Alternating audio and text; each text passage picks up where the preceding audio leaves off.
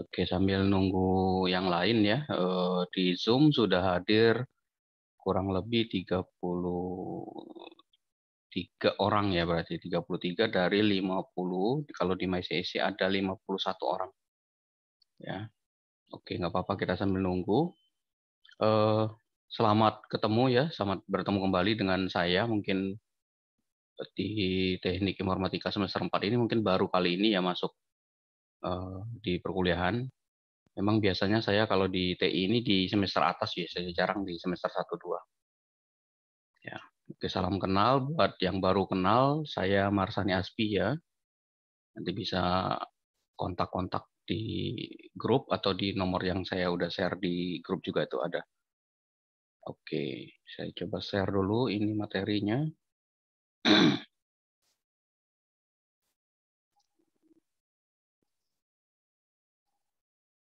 Oke, saya sudah upload materi slide-nya ini ya di MyCEC. Nanti bisa dilihat atau di-download lagi, bisa dibaca. Jika ada pertanyaan nanti bisa disampaikan di WA group atau di kesempatan Zoom ini juga silakan dimanfaatkan.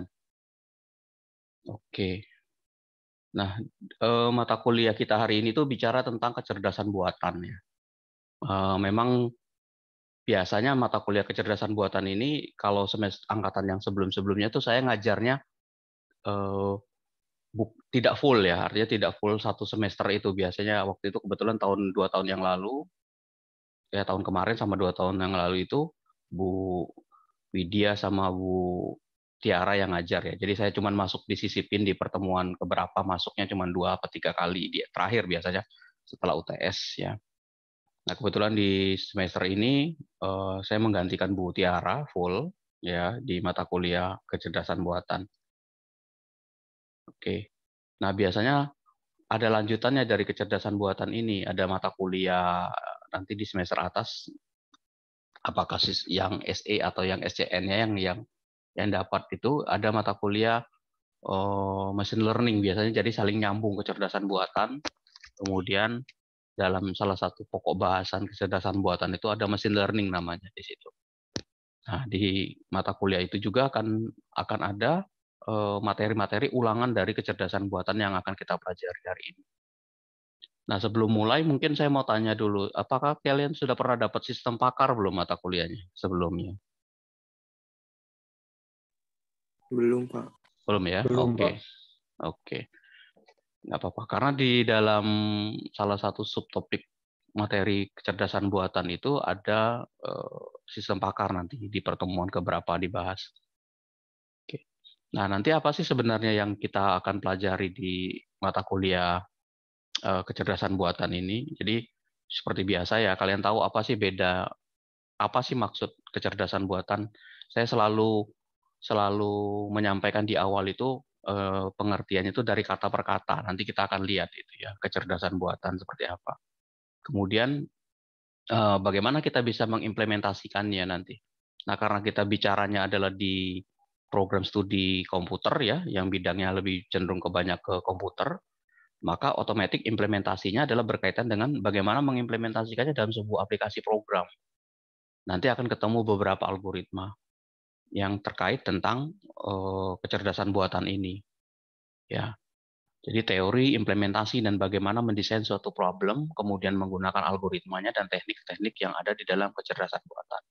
Tapi jauh sebelum membuat program, hal yang paling penting menurut saya adalah kita memahami itu, ya, karena sebagian besar mahasiswa ya yang alumni ataupun kakak kelas kalian itu tidak hanya di prodi TI, mungkin di prodi yang lain, itu sebagian besar ketika dia sudah ketemu kasusnya, terus dia mau pakai milih metode. Nah, Pak, biasanya pertanyaannya tuh sering ke saya itu, Pak, metode apa Pak yang bagus ya Pak?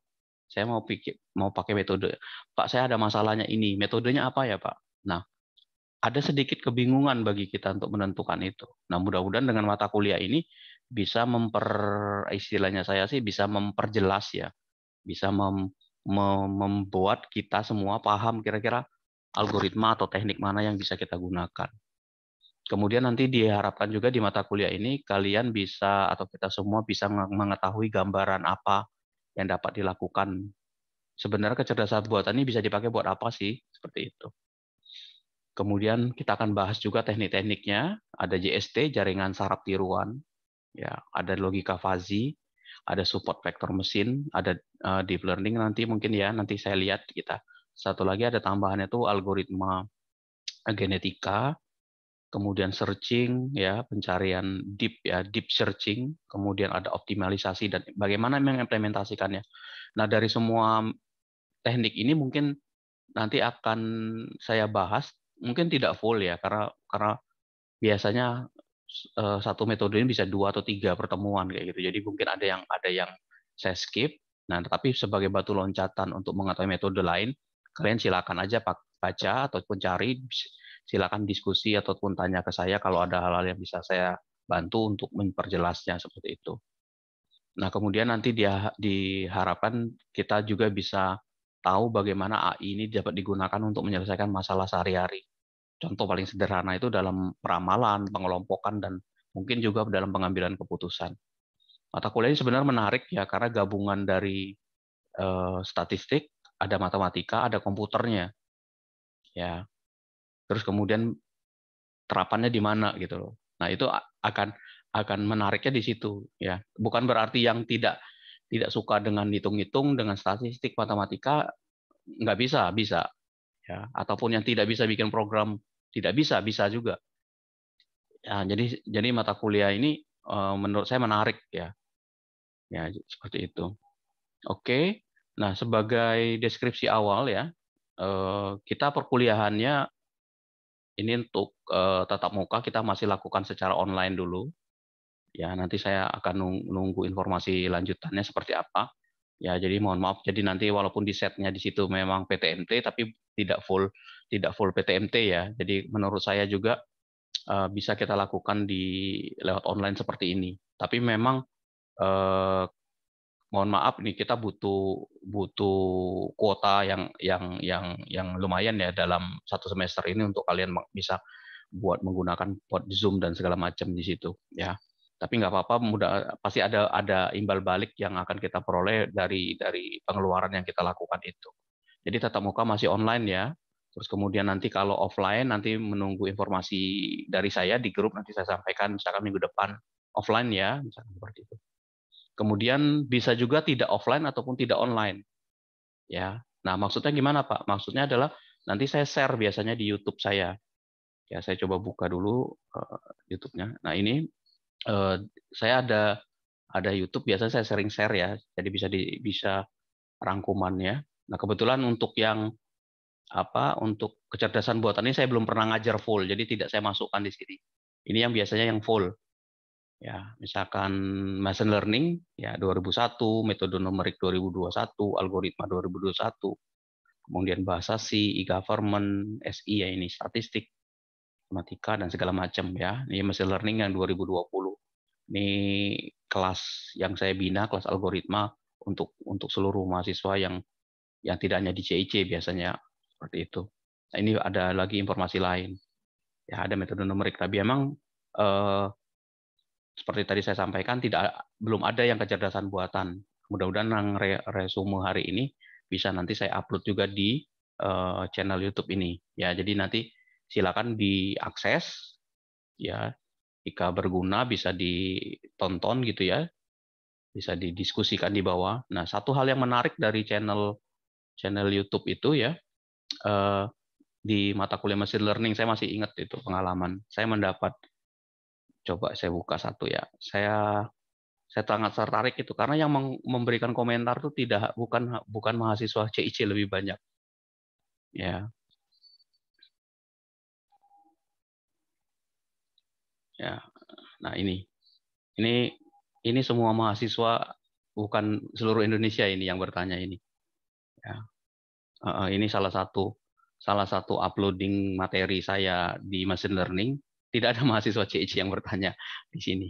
Ya mungkin karena bisa ketemu ya, jadi tidak bertanya lewat media ini. Tapi luar biasa ini, karena saya habis dari sini biasanya langsung DM, minta email dan segala macam bertanyanya. Ya ada yang bahas tentang yang dari Sumatera itu, dia bertanya tentang teks ya, tentang text mining dan segala macam. Nah, ini ada yang 2 minggu yang lalu ya tentang LDA seperti itu. Saya biasanya sering jawab juga di situ. Oke, itu tentang perkuliahan kita ya tatap muka. Kemudian materi perkuliahan seperti biasa insya Allah akan saya coba update di MyCIC ya 1 hari sebelum perkuliahan ya, materi pertemuannya dalam bentuk slide apa, PDF dan segala macam. Terus nanti tugas-tugas juga kalau misalkan memungkinkan jika ada itu bisa diupload di MyCIC ataupun di email ke saya ya. Jadi dikasih keterangan tugas 1, tugas 2 atau apa. Jadi kalau ada butuh diupload atau kalau misalkan punya Google Drive bisa upload ke sana, tapi Google Drive-nya bisa dibuka, jangan dikunci. Ya, jadi boleh seperti itu. Kalau angkatan yang sekarang semester 8 itu ada yang tugasnya di GitHub. Itu boleh juga, nggak apa-apa. Link GitHub-nya dikasih ke saya. Nanti saya pop ke GitHub saya cek tugas 1, tugas 2, tugas 3 dan segala macam. Itu silakan. Ya, jadi nggak mesti harus di email, medianya bisa di Google Drive, bisa di GitHub dan segala macam. Ya, oke. Kemudian untuk penilaian tadi tatap muka ya, oke. Silakan Iko, ada pertanyaan? Maaf Pak, kepencet Pak. Oke, ya. Nanti untuk penilaian ada tatap muka online. Ini biasanya pengaruh untuk absen biasanya. Ya, jadi kalau misalkan kalian setelah selesai ataupun lagi kuliah ini absen itu silakan dimanfaatkan, jangan sampai tidak absen ya, karena itu ada poinnya juga. Ya, walaupun yang online ini agak menjadi menarik. Kenapa? Karena bisa jadi setelah online Zoom seperti ini gambarnya kan nggak ada, terus ditinggal tidur, ditinggal makan, ditinggal ke pasar, ditinggal main game dan segala macam. Ya, nah ada yang model gitu. Tapi tolong untuk mengecek bahwa kehadiran kalian ada di online itu bisa lewat Zoom. Ataupun nanti terakhir saya minta kita screenshot buat absensi di saya ya, seperti itu. Kemudian nanti ada diskusi ya, diskusi bisa pakai grup ya, bisa WA, DM dan segala macam ya, private kayak gitu. Itu silakan ya, silakan digunakan media itu ya, pertanyaan di email kah boleh tuh. Kemudian tugas, kalau ada tugas itu dikumpulkan ya, tugas-tugas dikumpulkan, dikerjakan. Nah, saya sebenarnya menyampaikan konsep tugas kalau di saya itu mungkin karena kalian baru ya. Saya baru juga di kelas ini, jadi biasanya kalau saya tugas seperti ini. Jadi kalau misalkan saya bagi 2, sebelum UTS dan setelah UTS. Jadi kalau ada tugas-tugas yang dikerjakan sebelum UTS, itu boleh paling telat dikumpulkannya sebelum UTS. Ya, jadi kalau misalkan hari ini ada tugas, Pak saya ngumpulnya kapan Pak? Ya udah nanti mau dirapel nanti di akhir di UTS atau mau dicicil misalkan minggu ini selesai 1, upload di email. Minggu depan ada tugas lagi dikirim lagi. Boleh seperti itu atau dikumpulin satu-satu. Baru nanti menjelang UTS di email atau di rekap jadi satu. Jadi satu file seperti itu. Nah, kalau kalian punya Google Drive-nya ataupun punya yang GitHub link itu tadi, tinggal email saya, Pak, saya sudah upload, sudah di Google Drive saya sudah ada tugas 2, sudah saya upload di situ. Jadi nggak usah kirim email filenya dan segala macam seperti itu. Ya, jadi nanti tugas-tugasnya bisa dikumpulin gitu. Nah, nanti setelah UAS itu tugas baru lagi. Jadi tidak ada lagi orang-orang yang mengumpulkan tugas sebelum UTS karena sudah saya nilai di situ tugasnya. Ya, jadi saya bagi 2, tugas sebelum UTS dan setelah UTS. Tugas yang sebelum UTS dikumpulkan pada saat paling lambat itu UTS. Paling lambat ya saya bilang. Paling lambat pada saat UTS. Jadi di-upload semua atau di email semua selesai. Nah, biasanya sekalian saya ngecek UTS, saya juga nilai tugas-tugas itu. Jadi kalau sudah tidak ada yang ngumpul di UTS itu tidak ada, berarti kosong UTS-nya, nilai tugas UTS-nya. Nah, nanti tinggal tugas yang setelah UTS. Seperti itu. Jadi biar saya juga nggak terlalu banyak meriksanya gitu ya. Jadi kalau ditumpuk penuh itu ribet, maka saya bagi 2. Modelnya seperti itu. Oke. Kemudian yang kedua, yang berikutnya adalah ujian yang penilaian. Kita masih base-nya berbasis ujian. Saya nggak tahu nih. Saya lagi nyari. Biasanya kalau machine learning ada project gitu ya. Nanti saya coba cek lah ya. Ada tugas ini ada tipenya kelompok atau perorangan. Nanti saya cari materinya. Nah, tapi yang pasti ujian ini UTS UAS itu terjadwal. Ya, jadi mungkin kalian sudah lakukan, sudah pernah melakukan ujian online itu ya. Nah, sama seperti tugas. Jadi kalau tugasnya itu butuh link program, bisa juga pakai Google Drive. Tapi Google Drive-nya jangan dikunci, harus dibuka, atau pakai GitHub diarahkan dikasih linknya ke saya, boleh seperti itu. Jadi nanti saya tinggal akses, jadi lebih mudah seperti itu. Nah, penilaiannya tetap ada di ujian UTS dan UAS ini. Tapi yang pasti jauh dari itu, kita semua harus care terhadap komponen-komponen ini. Ya, maksud saya tuh kenapa care? Karena ada mahasiswa, mohon maaf ya, ada mahasiswa TI, kakak kelas kalian, alumni yang dulu itu, saya nggak tahu kondisi UTS-nya itu, apakah dia submit di MyCC, apakah di email ke saya, ya, UTS atau UAS-nya kosong nilainya, kosong di kelompok itu tuh nggak ada uploadin filenya. Saya cari di email nggak ada, oke, berarti saya kasih 0 nilainya kan? Oke, saya kasih nilai akhirnya karena komponen yang nggak lengkap, saya kasih E. Kemudian setelah semester 8 udah mendekati mau lulus, dia konfirmasi, Pak, kok nilai UTS saya nggak keluar ya? Kamu semester berapa? Semester 8. Saya kan nggak ngajar semester 8. Bukan Pak, mata kuliah semester 4 atau semester 5 atau semester 6. Waduh, coba gitu. Sebentar saya cek, saya masih punya file Excel-nya, rekapnya. Saya buka, saya lihat nggak ada filenya. Saya bilang nggak ada, memang nggak ada kok filenya. Ada Pak, saya sudah ngupload di MyCC. Saya lihat arsipnya MyCC, kok kosong kok ini. Saya capture ya MyCC-nya, saya kirim. Ini kosong nih teman-teman yang ada nih. Oh iya Pak, saya tuh memang nggak submit, tapi saya email. Saya cari di email. Email mana? Bingung, nggak lupa Pak emailnya yang mana. Ya sudah, saya cari semua email saya ya di Gmail maupun nggak ada filenya, nggak ada filenya. Patungnya nggak ada emailnya. Saya cari, kamu emailnya apa namanya? Ini Pak, saya cari nggak ada. Saya nggak hapus email saya itu ya. Dari angkatan yang pertama 2000 berapa itu masih ada email, 2015 itu masih ada, 2005 itu masih ada email-email. Nah, terus kemudian ini Pak ada berkas filenya. Saya ngerjain kok Pak, ini ditunjukin filenya, dia capture filenya. Malah dia kirim ke saya file itu. Ya nggak bisa seperti itu dong. Kamu kan berarti baru ngirim ke saya sekarang, sudah 2 tahun yang lalu, sudah 2 tahun dari kemarin. Kenapa nggak dari dulu diberesin? Ah iya Pak, saya tuh ngirim email. Nah, sekarang kalau kamu merasa ngirim email, coba di folder send itu, email itu dicoba dicari capturing bahwa kamu pernah ngirim email ke saya. Nggak ada Pak. Ya berarti kan nggak mungkin. Nah, jadi maksud saya adalah ini. Ketika kalian menyampaikan komplain seperti itu, pertama segera diselesaikan. Jadi jangan ditunggu dalam jangka waktu yang lama. Kita nggak tahu orang itu punya arsipnya apa tidak. Kalau saya nggak punya arsipnya, ya sudah, saya nggak bisa. Ya, saya juga bisa ragu. Apakah saya memang benar nggak ngitung anak ini, nggak meriksa, atau apa. Tapi kalau saya punya arsip, kebetulan saya punya filenya, jadi saya masih punya arsipnya, jadi saya bisa ngecek. Gitu. Jadi tolong segera diselesaikan, jangan ditunggu sampai seminggu, sampai setahun 2 tahun. Jadi itu yang saya sebut mahasiswa harus care dengan nilai yang dia peroleh. Apalagi semester 1, 2, mumpung kalian semester 4 nih, kalau udah semester 8 kemarin, ya semester 8, terus ingatnya semester 1 masih ada nilainya. Wah, rame itu nanti ceritanya. Nah, jadi tolong diperbaiki itu, dicek itu. Terus kemudian kalau komponennya sudah lengkap, nah hasilnya. Nah, silakan kalau mau ada yang komplain ke saya ya, tapi dengan baik menyampaikannya. Pak, saya kenapa dapatnya A, Pak? Harusnya kan dapatnya C, harusnya dapatnya D. Bapak kayaknya salah mungkin. Ya, silakan kalau ada data dan informasi yang mendukung untuk itu ya. Jadi saya menyampaikan kepada kalian, jika kalian mau komplain silakan bawa datanya.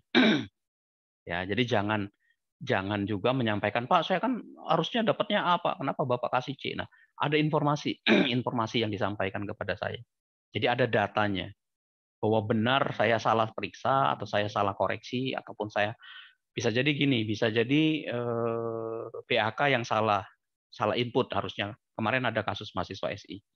Ya, jadi ketuker tuh karena mahasiswa satunya sudah tidak aktif, E. Nah, ternyata jeglak tuh datanya. Jadi akhirnya menjadi masalah seperti itu. Ya.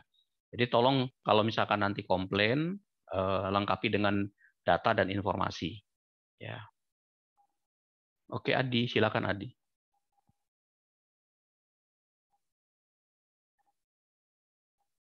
Adi, silakan Di, mau bertanya. Halo, ada Adi Gunawan. Adi Gunawan bukan ini? Oh iya, Adi Gunawan. Kalau bertanya Japri boleh tidak Pak? Soalnya ada beberapa dosen yang enggak. Oke, iya. Kalau itu sebenarnya jadi gini. Kalau jadi gini ya. Kalau saya nggak mau bicara orang lain ya. Setiap orang memang punya privasi beda-beda ya. Punya privasi beda-beda dan punya mungkin kegiatan yang beda-beda juga di luar kampus seperti itu. Nah, bertanya kepada seseorang itu, kalau saya pertama tetap menekankan etika, ya, siapapun juga. Ya, kita masih orang timur ya, yang masih ada adat istiadat yang baik. Jadi salam dulu, kenalin mahasiswa Pak, saya mahasiswa TI, sekian. Mau nanya tentang ini, ada penyampaian gitulah. Walaupun panjang ya, walaupun panjang, dan jangan pakai bahasa-bahasa yang disingkat yang mungkin tidak umum. Kalau singkatnya umum yang oke nggak apa-apa. Jadi jangan disingkat bahasa yang itu.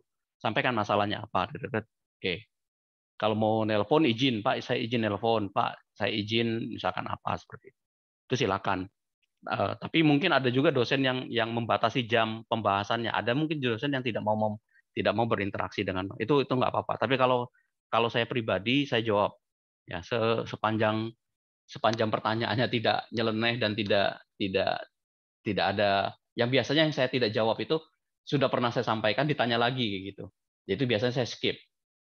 Ya, dan saya misalkan contoh gini, saya sudah nyampaikan kalau mau komplain ya silakan bawanya data. Terus dia privat lagi nanya, Pak, saya nilainya mau rubah gini kan saya sudah sampaikan di awal. Kalau nilainya tidak, kalau ada masalah kayak gini-gini, pokoknya sudah saya sampaikan di grup, sudah saya sampaikan juga jauh hari sebelum itu, terus kemudian ditanya lagi, saya biasanya nggak jawab itu, ya. Nah, tapi yakinkanlah saya yakinkan kepada kalian bahwa kalau ada WA, saya akan coba jawab, ya. Sama seperti tadi yang di YouTube-nya saya. Ya, jadi saya cari malahan, Pak, saya butuh literatur tentang machine learning, kira-kira gini-gini, ada nggak Pak? Saya kasih, saya cari, dapat, saya upload, nih silakan dibaca. Pak, bahasa Inggris, bahasa Indonesia ada nggak? Saya cari yang bahasa Indonesia nih Pak, saya kasih. Saya jawab itu. Kalau saya lagi senggang ya, misalkan lagi nonton atau apa, saya lihat, oh ya ada WA masuk, saya jawab. Nah, kalau dia butuh proses yang agak lama, saya tunggu. Aduh, saya nggak di depan komputer nih. Nah, itu biasanya saya jawab dulu, nanti saya jawab lagi seperti itu. Jadi silakan kalau ada yang mau bertanya secara pribadi, tapi kalau pertanyaannya terkait tentang mata kuliah, itu biasanya saya forward kembali di grup. Jadi biar nggak ada yang nanya lagi ya, seperti itu. Oke. Ya, itu ya Adi Gunawan ya. Oke, silakan kalau misalkan kalau mau bertanya Japri, jadi kalau saya bisa jawab, saya jawab. Ya, seperti itu. Oke. Terus kemudian yang tadi masih terkait tentang penilaian ya. Nanti kalau tadi saya bilang tentang komplain. Nah, terus kemudian kalau mau komplain itu tadi disiapin datanya. Terus yang berikutnya jangan pernah bawa-bawa teman, maksudnya. Jadi jangan teman gitu loh. Misalkan contoh gini.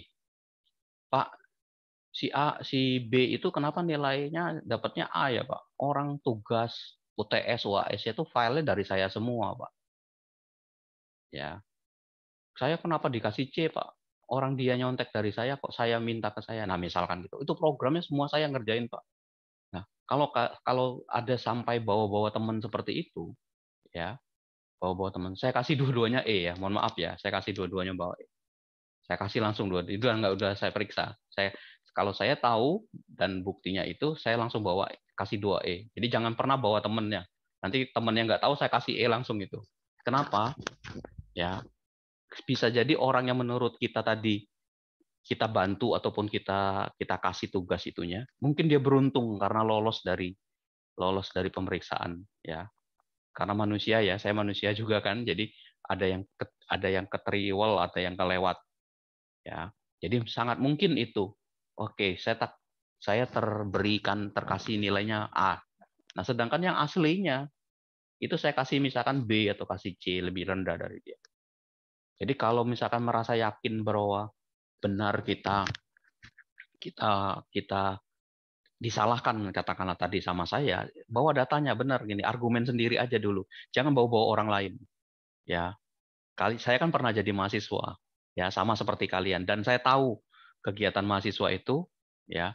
Dan saya pribadi tuh tahu siapa yang ngerjain bersama, siapa yang ngerjain sendiri, ya. Siapa yang persis filenya dari ini. Saya itu tahu kok. Kita kan pernah jadi mahasiswa. Jadi dosen-dosen tuh tahu. Ya, jadi seperti itu. Tapi tolong jangan bawa-bawa, jangan ngerusak orang lain biar kita yang fight gitu ya. Ya, saya contohin ada anak KA ya, yang semester 3 saya kasih 5 orang E itu gara-gara kayak gitu. Ya. Silakan dia mau lapor ke prodinya ya. Tapi saya tetap saya bilang gitu. Saya nggak mau bawa-bawa. Akhirnya saya periksa yang tidak tersangkut. Tadi saya periksa, saya bandingkan dengan punya dia. Nah, kelihatan karena sama, ya sudah saya kasih semua. Gitu ya. Nah, silakan jadi seperti itu. Itu aja dari saya. Mungkin ada beberapa kalian nggak suka, tapi harus saya sampaikan seperti itu. Biar kita fair. Ya, jadi biar tahu di awal. Seperti itu. Kemudian ini ada email yang bisa dipakai buat informasi pendukung perkuliahan ya. Oke, WA silakan, tadi ada di grup juga, bisa dicatat. Emailnya marfani.aspi@gmail.com. Kemudian ini YouTube ya, yang gambarnya ini ya. Oke. Kemudian ada, mata kuliah ini mungkin ada sedikit praktikum ya. Tapi karena ini bukan mata kuliah yang disetting di lab khusus, jadi saya harapkan mungkin kalian sudah punya laptop sendiri lah ya. Ini dari 51 orang ini mungkin saya pikir sudah punya laptop. Kalau sudah punya, saya agak safe, agak lebih enak gitu ya. Jadi kalian bisa coba, terus nanti kalau kita datang ke kampus, paling sedikit diskusi gitu ya. Jadi tempatnya bisa di mana-mana gitu loh. Jadi paling saya nanti modalin kalian internet sama rolling kabel ya, kalau misalkan ada seperti itu. Jadi kita tidak tergantung dengan lab komputer gitu ya. Takutnya nanti jadwalnya dipakai kelas lain, saya bingung lagi ngatur-ngaturnya. Ya seperti angkatan yang sebelumnya itu, angkatan yang di prodi lain itu karena banyak yang belum punya komputer pada saat di lab. Nah bingung saya ngaturnya itu ya. Aduh ini gimana? Akhirnya saya harus pisahkan yang punya komputer sama yang tidak tuh kelasnya dibedakan. Ya, nah mudah-mudahan dengan kondisi kita yang nanti mungkin di April dan ke depan itu COVID-nya bisa hilang, bukan hilang ya, bisa diturunkan itunya, positifnya, nanti bisa PTMT full seperti itu ya. Nah itu bisa untuk kondusif pembelajaran kita ke depan. Itu aja mungkin. Ada pertanyaan silakan.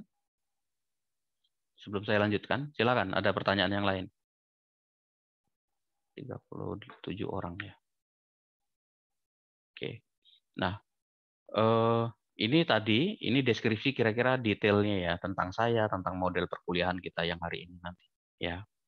Nah, secara umum materi kita satu semester ini nggak banyak sebenarnya. Ya, ada 8 ya. Jadi kita akan belajar tentang konsep dasar AI, agen cerdas dan otonom. Kemudian ada representasi pengetahuan.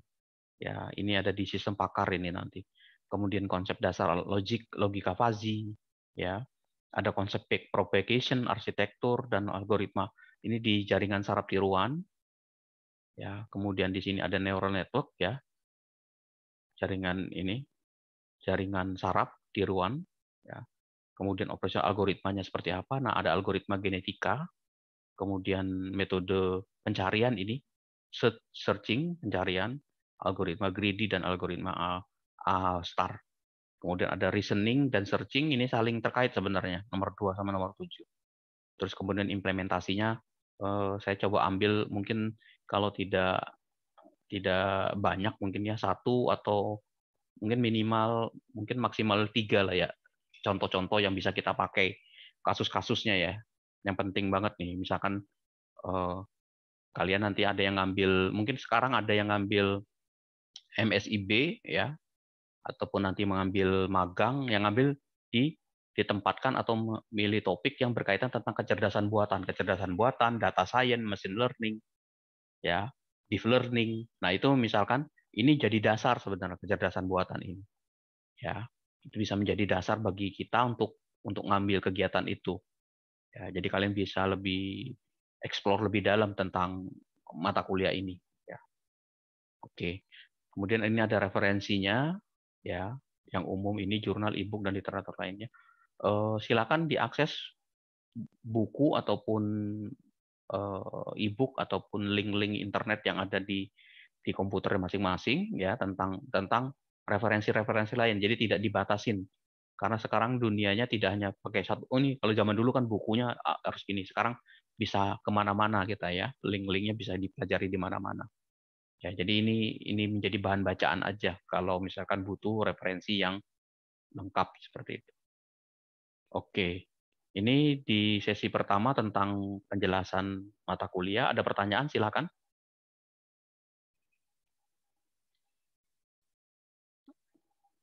Silakan kalau ada pertanyaan.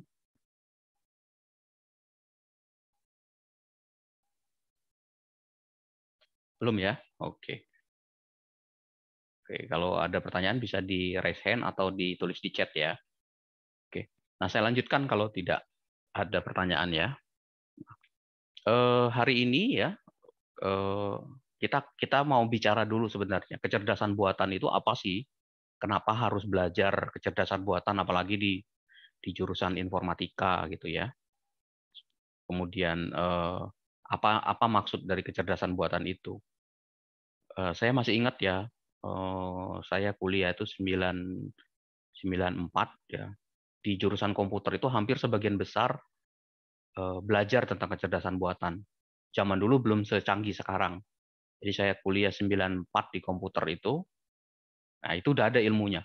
Ternyata saya tanya ke kakak kelas saya yang jauh sebelum itu, sudah ada juga. Ya, mereka sudah belajar. Ya, 90-an tuh udah dapat, malahan mungkin tahun 80-an tuh udah pernah belajar, tapi teknologinya berbeda dengan saat ini. Nah, kita lihat dulu nih pengertian kecerdasan buatan. Apa sih kecerdasan buatan? Berarti dari kata ini ada dua, ada kata cerdas, ada buatan. Ya. Nah, kita sering bilang ataupun orang sering bilang, wah anak itu cerdas banget ya, orang tua kita, wah anak itu cerdas banget. Ini cerdas kamu bisa ini. Nah, artinya kecerdasan itu adalah orang yang punya kemampuan yang bisa menyelesaikan masalah kan. Kita nanya dia bisa, oh iya cerdas, kita jawab bilang gitu kan, seringnya kita gitu. Kalau di stand up comedy, ketika ditanyain, dia bisa jawab cerdas kamu benar. Nah, itu kan analogi tentang orang itu mampu untuk menyelesaikan suatu masalah ketika diberikan masalah, cerdas. Ya. Nah, kemudian buatan. Berarti kalau buatan itu ya dibuat. Ya, kecerdasan itu dibuat. Betul berarti. Nah, berarti kata-kata cerdas dan buatan ini artinya kalau pun pakai bahasa harfiah, bahasa kita, mungkin bisa jadi kita definisikan seperti ini. Kecerdasan buatan itu adalah kemampuan seseorang untuk menyelesaikan secara manual dengan bantuan ataupun dengan menggunakan apa gitu loh. Apanya itu bisa teknologi, bisa dengan menggunakan teknik, metode dan segala macam. Ya, nah kata-kata kecerdasan buatan ini berarti Pak ada kecerdasan yang alami, ada dong. Kalau ada buatan berarti ada alami. Nah, yang punya kecerdasan alami itu manusia. Manusia dilahirkan oleh Tuhan, ya, itu secara alami punya kecerdasan alami. Ya, dari kecil sampai dengan besar seperti saat ini itu ada alamiah secara kecerdasan yang tumbuh dari dulu dia kecil bayi sampai dia sekarang usia mungkin kalian usia 20, 21 atau 19 sekarang ini. Sama seperti itu kecerdasan buatan, kecerdasan alami. Jadi dianugerah, the gift dari Tuhan kepada kita alami.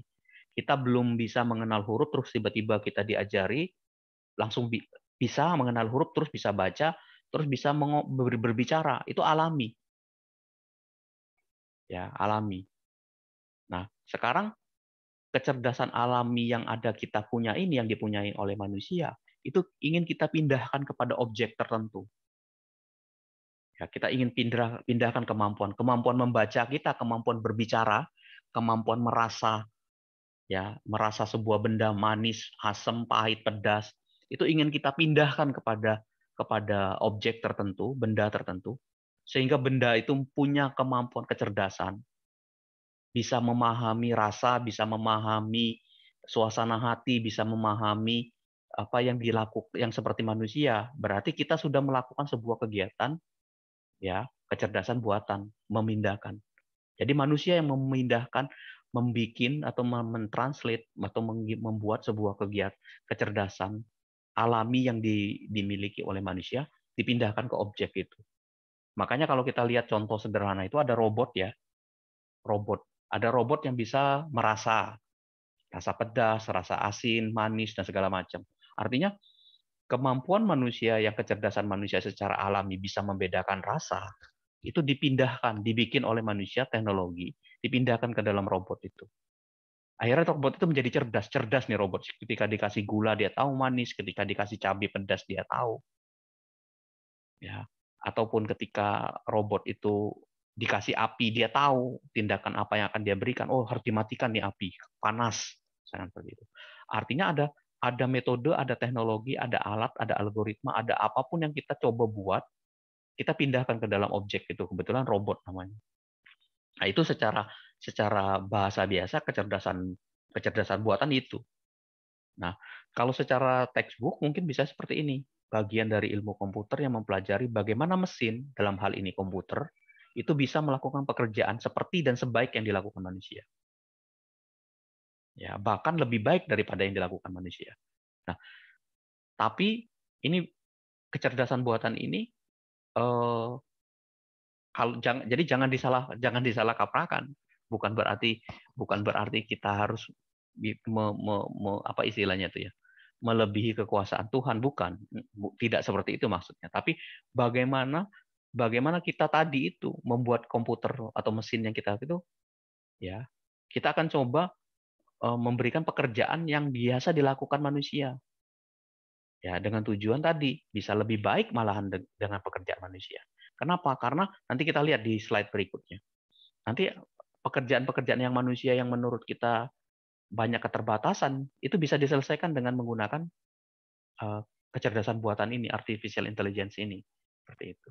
Atau bisa juga bahasa textbook lainnya oleh John McCarthy, ya, AI ini digunakan untuk mengetahui, memodelkan proses-proses berpikir manusia.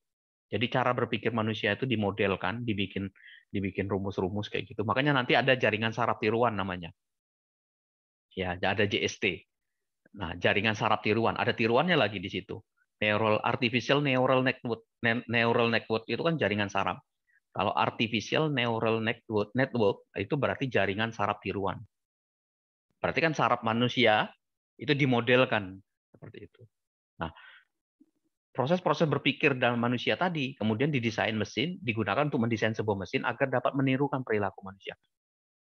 Orang sebenarnya lebih gampang menunjuk objek apa sih Pak contoh kecerdasan buatan? Paling gampang tuh robot itu. Orang paling gampang gitu lihat ya robot. Bukan robot yang disuruh ngapa-ngapain, tapi robot yang bisa meniru perilaku manusia. Misalkan contoh, kalau saya pukul robotnya dia tahu, aduh sakit, misalkan dia ngomong. Jadi dia tahu merasakan sakit. Ketika saya kasih pedas, dia tahu pedas ini, gitu. Nah itu ada rasa yang ditanam kita kepada robot tadi. Itu lebih mudah menganalogikannya tentang robot, tentang kecerdasan buatan itu. Nah, jadi kalau kita bilang cerdas itu dia punya pengetahuan. Jadi orang kita aja nih coba kalau saya tanya pertanyaan 1 tambah 1 berapa? Kalian jawab 2 Pak. Nah, kenapa kalian bisa bilang jawab? Saya bilang cerdas kalian. Kenapa? Kalian punya pengetahuan dan pengalaman. Ya, kita punya pengetahuan dan pengalaman.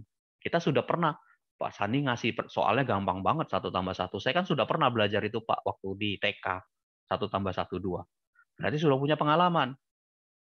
Terus kemudian pengetahuan dari mana Pak? Kan diajarin Pak. 1 jari tambah 1 jari hitung 1 2 jadinya 2. Kemudian bisa juga untuk kasus-kasus tertentu bisa melakukan penalaran, bisa menalar. Menalar itu menguraikan ya seperti apa, bagaimana membuat keputusan ngambil tindakan. bisa dinalar. Oh ini kira-kira nggak masuk akal ini. Ini sebenarnya bisa kok diselesaikan. Ya. Nah kemudian ditambah dengan moral yang baik, ya moral yang baik sehingga muncullah kecerdasan tadi, cerdas tadi. Ya. Nah inilah yang menjadi pengertian dasar dari suatu kecerdasan buatan. Jadi kalaupun misalkan kecerdasan buatan itu kita letakkan di dalam sebuah komputer, katakanlah ini komputernya, ada input, ada masalah, ada pertanyaan. Nanti ada pengetahuan di sini, ada motor inferensi, ya. Nanti keluar outputnya, jawabannya, solusinya apa. Intinya kan seperti itu. Jadi kalau tadi robot, misalkan ini robot, saya kasih gula, nanti dicari dia akan ngelihat gula ini sudah pernah ada belum ya dengan rasa seperti ini tuh sudah pernah ada belum basis pengetahuannya dia. Terus nanti diinferensi untuk melakukan proses penalaran nanti di sini. Keluarlah jawaban. Manis kok ini. Ya, jadi keluarlah outputnya. Manis, kemudian jawabannya manis, misalkan dalam bentuk suara, dalam bentuk tulisan, robot itu ngomong. Dan translate dari rasa yang tadi kita kasih gula, dia translate. Oke, manis. Dia langsung ucapkan manis itu, manis. Oke, keluarlah solusi jawaban untuk orang-orang yang tidak bisa merasa. Kan kegunaannya kan gitu. Waduh, saya tuh lagi ada masalah Pak dengan perasa, nggak bisa bedakan, misalkan COVID ya. Saya alhamdulillah 2 minggu yang lalu kena COVID itu ya. Jadi, tapi tidak sampai hilang rasa perasa, indera perasa dan bau gitu, masih bisa itu. Cuman demam dan segala macam aja. Ya, nah kalau kita punya alat, kalau kita punya tadi bisa mengetahui rasa, kita bisa menggantikan orang-orang yang bekerja di bidang kuliner tadi, yang tidak punya, yang katakanlah mohon maaf, yang hilang rasa, aduh saya tuh nggak bisa bedain nih, manis mana asin gitu ya. Nah, robot itu nanti kita kasih asin, kita kasih manis, dia keluar nanti omongan dari dia. Itu contoh kan seperti itu.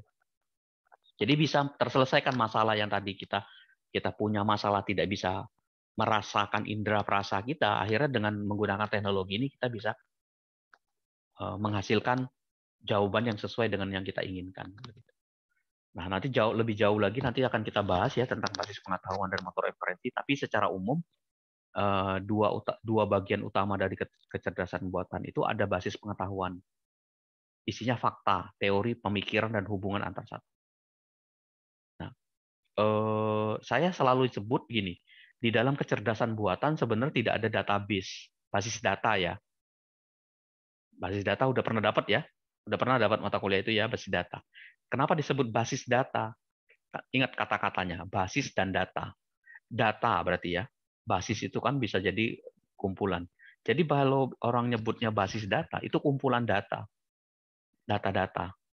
Jadi kalau saya kasih tabel Excel kepada kalian, itu data.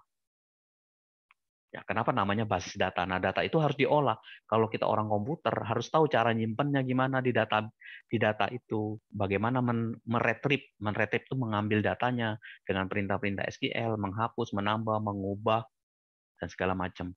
Ya, lakukan perintah SQL, query, join, dan segala macam. Nah, itu basis data namanya.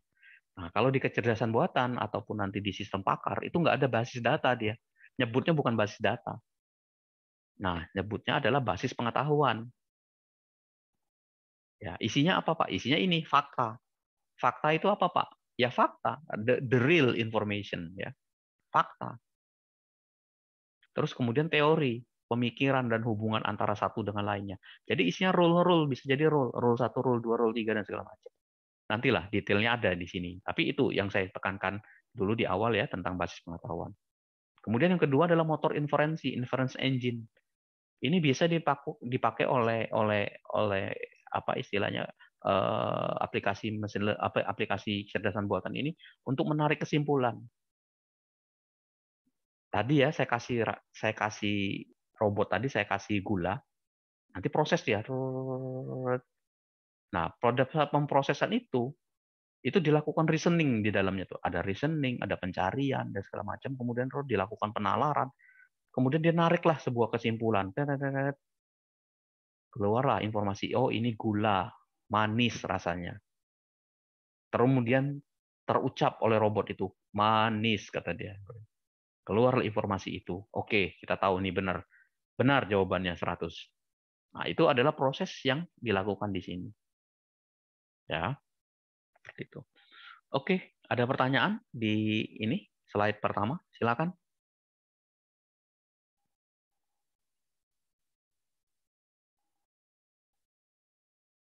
Oke, mudah-mudahan bisa paham ya. Jadi kalau ada yang belum jelas, silakan di raise hand dan ditulis di chat. Oke, saya lanjutin ya. Nah, teknologi zaman sekarang makin ke depan ini, mungkin pada saat zaman kalian nanti 5 atau 10 tahun, teknologi artificial intelligence ini terus berkembang. Ya, itu luar biasa. Dari zaman, kalau dulu zaman saya itu cuman teoritis, orang taunya cuman artificial intelligence itu komputer main game catur aja tuh. Ya, itu yang saya tahu itu selalu itu disampaikan, terus sama dipakai untuk diagnosa penyakit dan segala macam. Tapi sekarang ini definisi apa artificial intelligence ini seperti ini. Bagaimana thinking humanly. Jadi bagaimana bisa sebuah objek itu berpikir seperti manusia.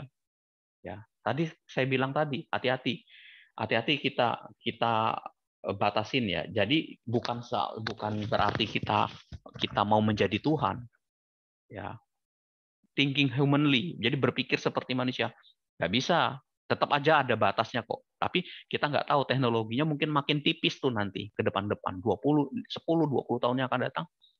Ya, bagaimana ada sebuah objek itu berpikir seperti manusia. Ya. Nih, the existing new effort to make computer think. Jadi bagaimana membuat komputer itu bisa berpikir. Mesin yang berpikir, mesin dengan pikiran in the full on literal sense, dengan berbagai macam perasaan, ya, dengan berbagai macam sense-nya yang dia miliki. Ya, atau bisa juga thinking rationally, berpikir rasional. Ya, berarti kalau dia berpikir rasional, ada mental di dalam situ, ada jiwa.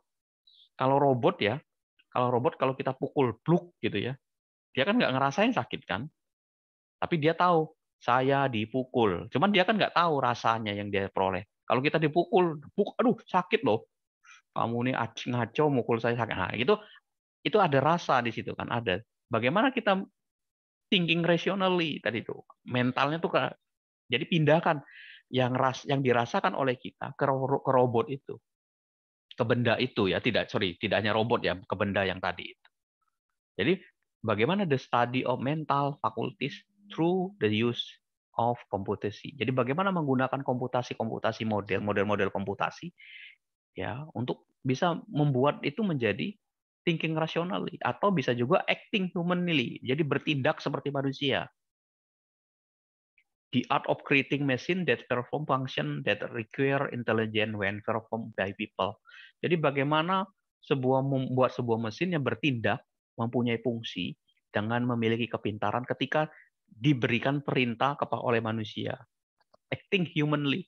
Nyanyi dong, nyanyi dia. Nyanyinya enggak lagi bahasa itu, persis halus suaranya. Berarti kalau kita sudah bisa menghaluskan suara robot itu, berarti kan kita sudah melakukan ya kegiatan yang hampir mirip seperti manusia itu. Dan ini mungkin nggak? Ya mungkin aja, mungkin ya nanti ke depan-depan. Mungkin di zamannya kalian nanti. Seperti itu.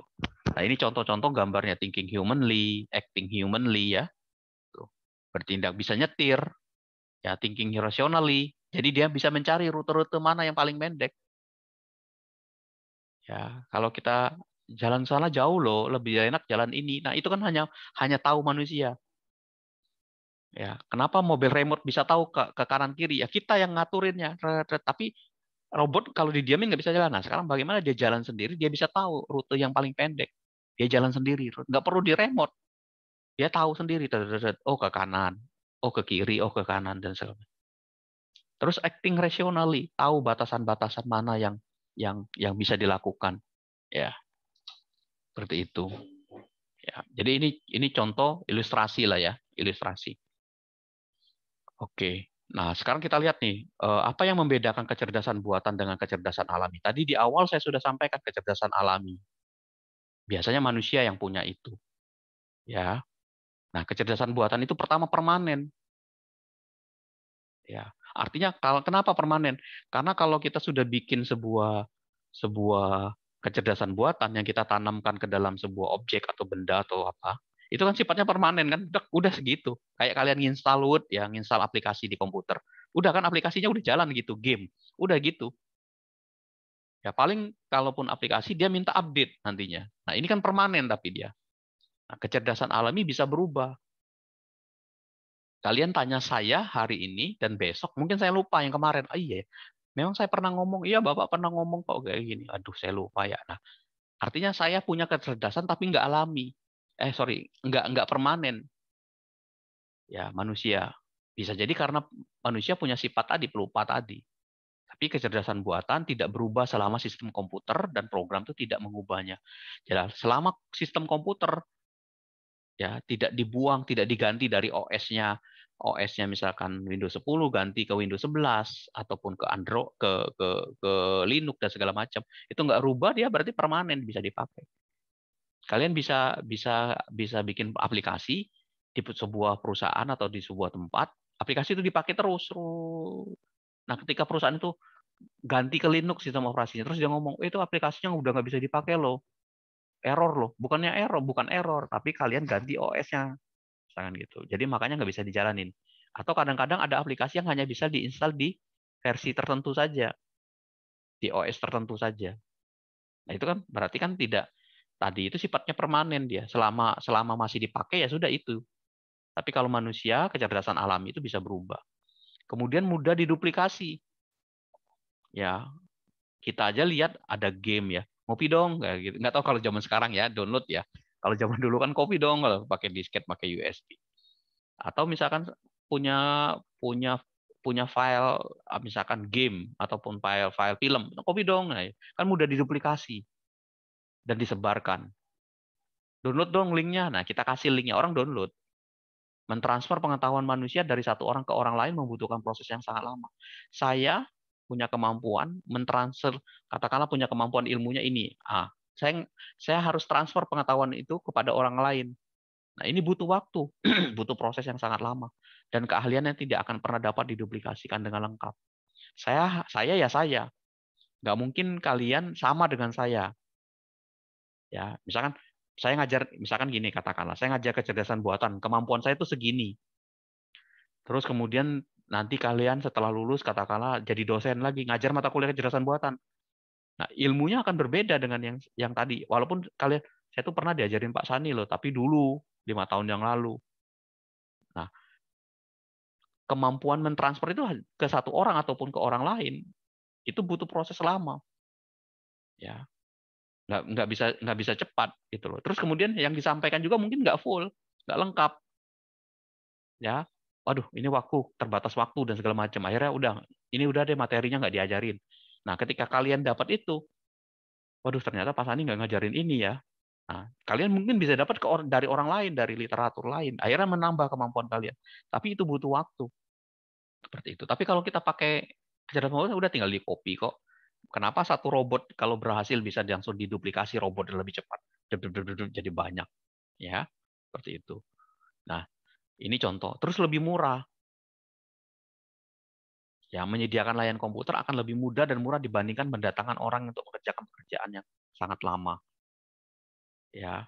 Nah, ini biasanya contohnya lebih murah tuh gini. Kalau kita mau kan gini. Kalau kita mau eksplorasi pertambangan yang di dalam, misalkan masuk ke dalam gua ya, suruh nyari dalam. Ada orang yang ahli ngebor itu. Nah, risikonya akan ada di situ. Orangnya nggak ada di sini, Pak. Nyari dulu orangnya. Oh, ada di sana. Nunggu dia nggak bisa lagi, ada jadwal. Kita nunggu dia. Tapi kalau kita punya kecerdasan buatan tadi, ya kita pakai alatnya aja, tinggal masukin duduk nggak usah nunggu. Kita beli aja alatnya, masukin duduk nyari sendiri dia, eksplorasi sendiri. Ya. Jadi keterbatasan manusia itu tadi, karena dia cuma satu, ya sudah kita nggak bisa ngapa-ngapain. Ya kayak kita ngantri dokter lah, kalau dokternya cuma satu, ya ngantri akhirnya kan, sakitnya udah parah dan segala macam. Tapi kalau kemampuan dokter itu bisa kita duplikasi, oke bisa kapan aja dan lebih murah. Seperti itu, ya. Jadi kegiatan-kegiatan bisa lebih cepat. Terus konsisten. Kenapa? Kalau robot ya dikasih gula, manis, dia akan bilang terus manis, manis, manis, manis, manis, manis, manis. Tapi kalau kita bisa jadi akan berkurang itu.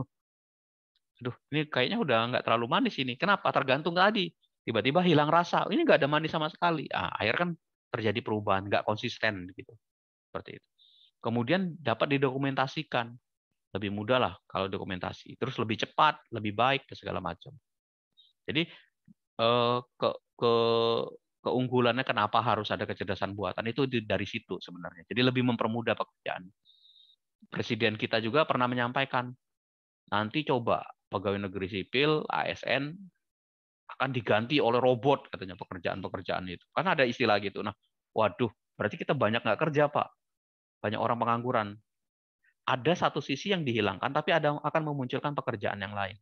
Yakin itu, ya. Jadi ketika hilang satu pekerjaan, pasti ada pekerjaan yang lain yang muncul. Dan jauh mungkin lebih banyak. Ya, ini ya lanjutannya ya, bisa dilihat seperti itu. Nah, apa Pak yang membedakan antara aplikasi yang dibuat dengan kecerdasan buatan dengan konvensional?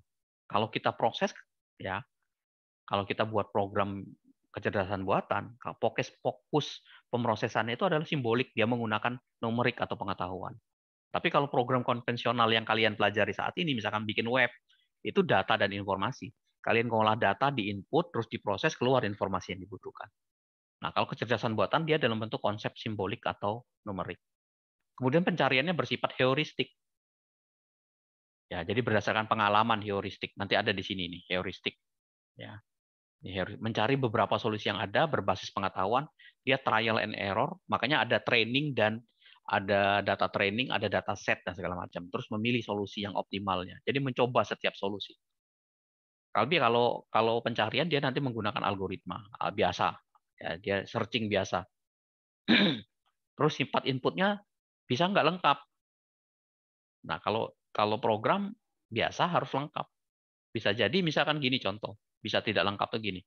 Mungkin pernah nonton film apa tuh ya namanya? Crime Scene Investigation, CSI ya. Untuk mengecek sidik jari. Nah, sidik jari yang menempel di benda-benda di dalam suatu tindakan kejahatan itu dicek kan punya siapa. Nah, pada saat didapat ada yang nggak lengkap sidik jarinya, mungkin hanya lokus tengahnya saja, atasnya saja, sampingnya saja. Nah, itu bisa inputnya tidak lengkap itu bisa dikait-kaitkan asal memenuhi syarat berapa titik yang dia peroleh. Nanti tetap ketemu. Tapi kalau kita pakai program biasa harus lengkap ya. Inputnya harus ada, nanti harus ada cara gitu. Kemudian keterangan disediakan. Kita harus ngasih keterangan dong. Nah, kalau program konvensional nggak perlu ada keterangan seperti itu. Ya. Nah, begitu juga untuk struktur output yang dihasilkan, kemampuan menalar, ya, ya, kecerdasan buatan ada dan ini tidak ada seperti itu. Nah, program kecerdasan buatan dapat ditulis dengan semua bahasa komputer, C, Pascal, Basic, ataupun PHP, Java, dan segala macam. Tapi sebenarnya jauh sebelumnya itu ada software khusus yang buat ini untuk kecerdasan buatan, LISP dan Prolog. Ini udah lama banget ini, ya bahasa pemrograman ini. Nanti kalau ada waktu nanti kita singgung sedikit ya tentang bahasa Prolog ini ya. Oke.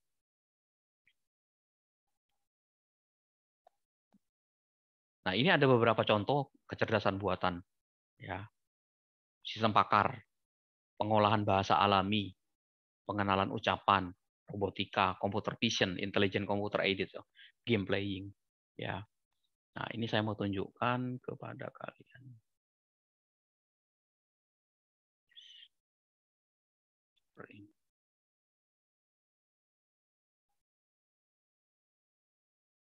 Silakan sambil nunggu ya, saya buka dulu ini. Ada pertanyaan silakan. Kecerdasan buatan.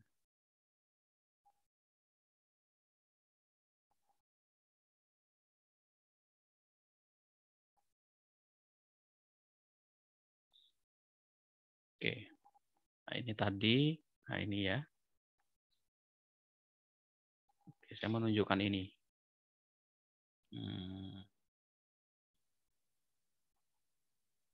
Oke. Oh, ini contoh nih. Penerapan AI monitoring.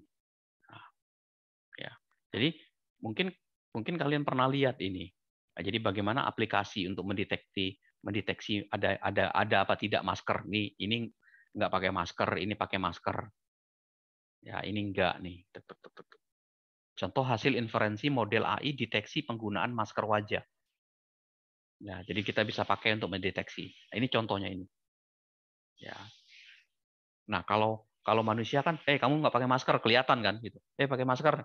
Itu kan fisikal manusia tuh, kelihatan. Nah, kalau kita punya kamera kan nggak tahu tuh. Kalau kalian moto kan nggak tahu orang itu pakai masker apa enggak.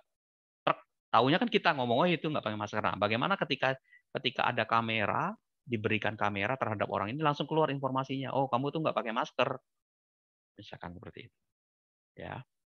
Oke. Marcelia, silakan. Marcelina apa Marcelia? Ada pertanyaan? Maaf Pak, kepencet. Oke. Nah, yang berikutnya adalah ini contoh hasil inferensi model AI untuk mengestimasi jarak sosial. Ya, ini.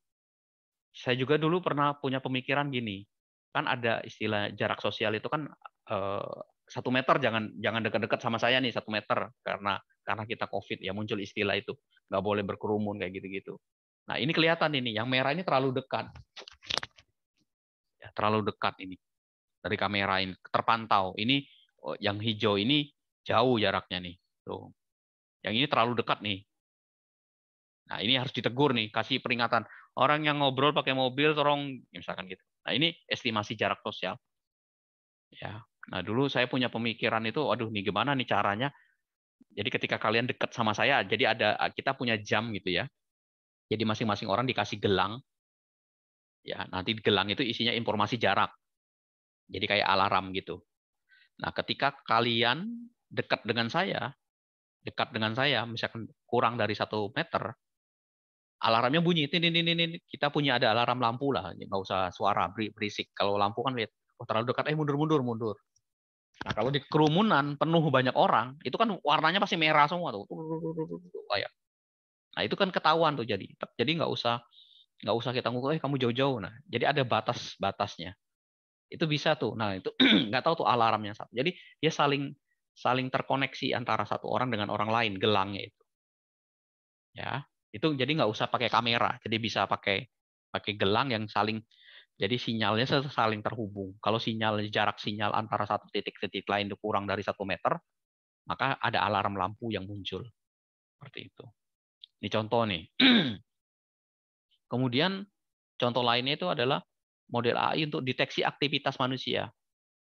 Nah, ini, jadi ketika dia jalan ini bergerak ya, kebaca di sini informasinya apa. Kemudian di sini adalah pelacakan dan penelusuran manusia. Oke, ini dia bisa bedain mana manusia, mana bukan.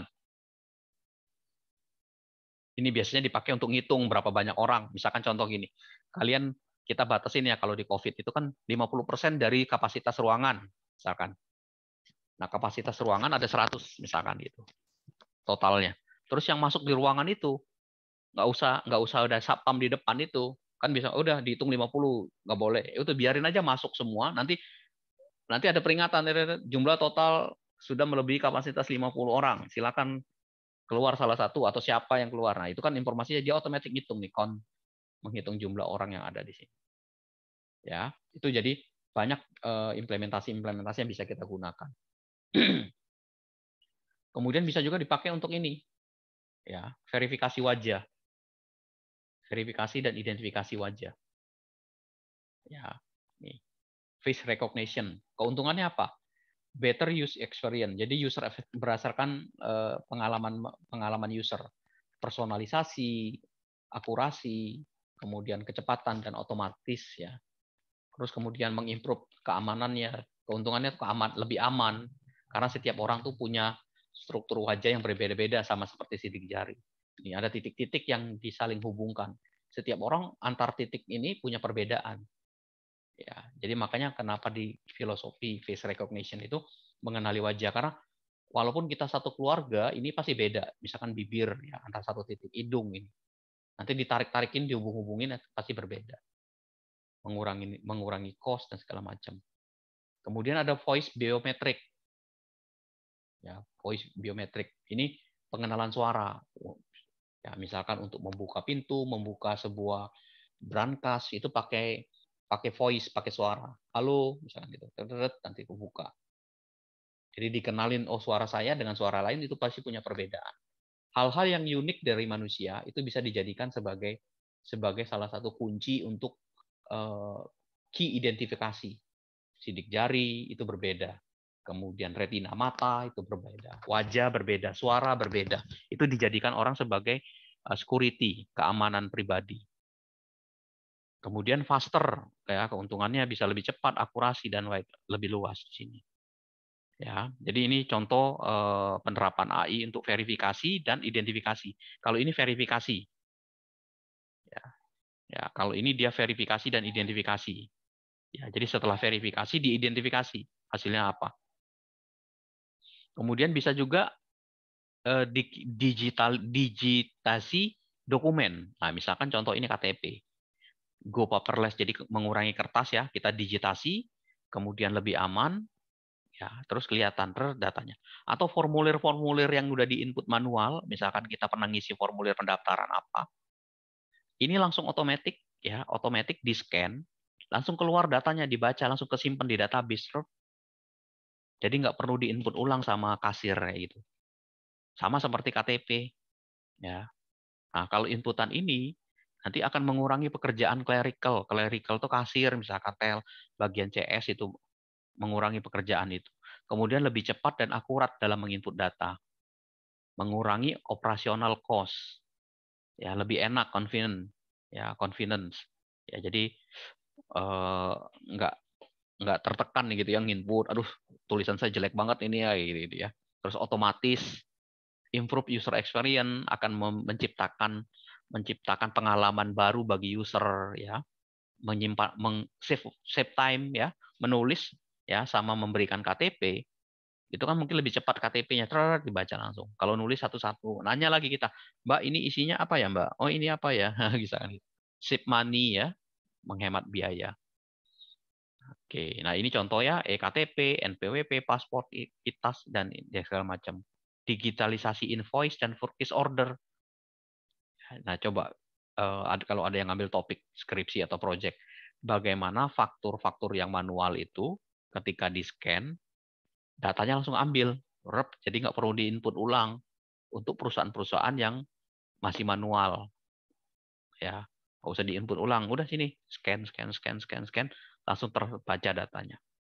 Kemudian bisa juga ada credit card, ya sertifikat kelahiran, akte kelahiran, ya digitalisasi dokumen dan form, nah kartu nama, video, speak recognition, ya. Nah ini contohnya, voice recording ya, dikenali terus keluar teks transkripnya. Ya, pernah ya kalau di nggak tahu Google udah ada ya. Saya ngomong ini Cirebon, nanti ada tulisan Cirebon, keluar informasinya. Jadi bukan voice to voice. Jadi kalau apa yang dimaksud dengan ini? Yang dimaksud dengan ini adalah itu suara berarti. Tapi kalau saya bilang apa yang dimaksud dengan apa yang dimaksud dengan ini? Nah, dia keluar tulisan speak transkripnya dalam bahasa. Ya, yang dimaksud dengan ini tulisannya di sini. Jadi voice to text ya, ada voice to voice atau sebaliknya dari teks ke voice. Ya, voice text to voice ya. Ada yang model seperti itu. Nah, ini bisa juga untuk meeting analisis. Jadi notulensi dan analisis untuk rapat, pidato, diskusi dan lain-lain secara real time dari suara mikrofon ataupun rekaman. Produk ini memanfaatkan teknologi automatic speak recognition, speaker di diarization dengan voice biometrik dan text analysis. Jadi misalkan gini, kalau kita rapat kan biasanya ada satu orang yang bertindak sebagai sekretaris ya, notulen. Dia nulis rapat, dia tulis resume rapat. Nah ini enggak, apa yang kita ngobrolin itu langsung keluar teksnya, langsung keluar secara real time, analisis hasilnya itu apa. Oh poin-poinnya ini. Nah itu ribet memang. Ya ini luar biasa itu. Nah ini contohnya ya, meeting analisis. Nah salah satu penerapan dari AI. Itu. Ya. Oke, dari saya itu beberapa referensi ini bisa diakses ya, yang terkait tentang video AI. materi-materi. Ada yang kalau ini dari ITB ya, dosen ITB. Oke. Itu aja mungkin dari saya ya. Ada pertanyaan silakan. Kalau ada yang mau ditanyakan.